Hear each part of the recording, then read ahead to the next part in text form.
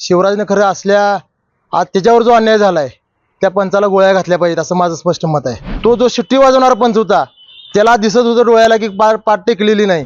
खरं तर काल जे प्रकार घडला तो खरोखर चुकीचा होता म्हणून मी काल सर्व मीडियाच्या माध्यमातून सांगितलं की शिवराजने जो प्रकार केला तो चुकीचा केला, पण खरोखर चुकीचा एवढाच मी म्हणतो की त्या पंचाला शिक्षा मिळत असताना थोड्या प्रमाणात मिळाली। शिवराजने खरं असल्या आज त्याच्यावर जो अन्याय झालाय त्या पंचाला गोळ्या घातल्या पाहिजेत असं माझं स्पष्ट मत आहे। कारण हाच प्रकार 2009 साली माझ्याबरोबर बाबतीतही घडलेला होता।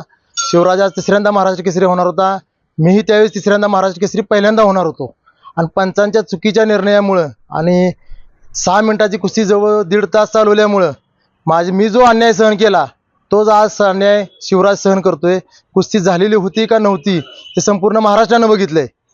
कारण काल कुस्ती ज्यावेळेस रेफरीनं दिली कुस्ती शिट्टी वाजवली त्यावेळेस भूज आपण बाकीच्या सगळ्या कुस्तीला हात खाली घालून बघतो कुस्ती पैलवानाची पाठ टेकली की नाही टेकली, आणि इथं नुसतं खाली वाकून बघतोय तरी त्याने शिट्टी वाजवली। खरं तर ह्या सर्व प्रक्रियेमध्ये पृथ्वीराज मोहोळची कुठंच चुकी नाही मला असं वाटते। कारण ज्यावेळेस पंच शिट्टी वाजवतो त्यावेळी कुस्ती सोडून आपला विजय साजरा करणं हे त्या पृथ्वीराजचं काम होतं आणि जो पैलवान असतो त्याचं काम असतं की आपण कुस्ती सोडून आपल्या साईडला जाऊन उभं राहणं। पण आज जो प्रकार घडला शिवराजच्या बाबतीत तो खरोखर त्या पंचाला शिक्षा मिळाली ती कमी आहे।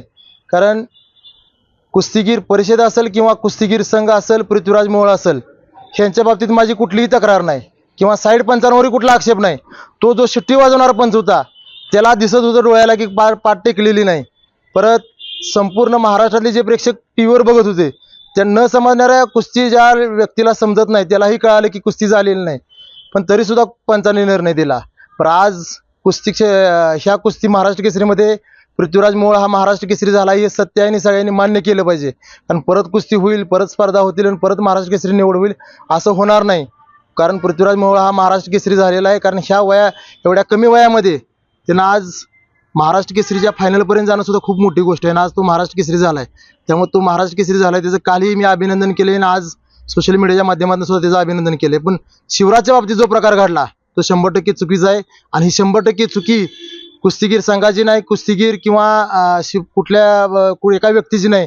तो जो शिट्टी वाजवणारा पंच होता ते एकट्या पंचाची चुकी आहे आणि ह्या पंचाला खरखर शिवराज राक्षेनं स्वतः गोळ्या घातल्या पाहिजे असं माझं स्पष्ट मत आहे। कारण त्या प्रकारातनं त्या अनुभवातनं मी गेलेलो आहे 2009 साली आणि जी मानसिकता काय होती एका पैलवानाची। कारण शिवराज राक्षे असेल किंवा मी असेल 2009 साली मी 15-20 वर्ष कष्ट करून म्हणजे पहाटे 3 वाजता आमचा दिवस चालू होतो आणि असे 15-15, 20-20 वर्ष जर कंटिन्यू आम्ही कष्ट करून त्या पदापर्यंत पोहोचत असेल आणि फक्त अवघ्या 5-10 सेकंदामुळे तुमच्या ते पण चुकीच्या निर्णयामुळे जर त्या गोष्टीला समोर जायला लागत असेल ही शिक्षा बोलतो मी सांगतो ही बरोबर योग्य आहे असं मला वाटते।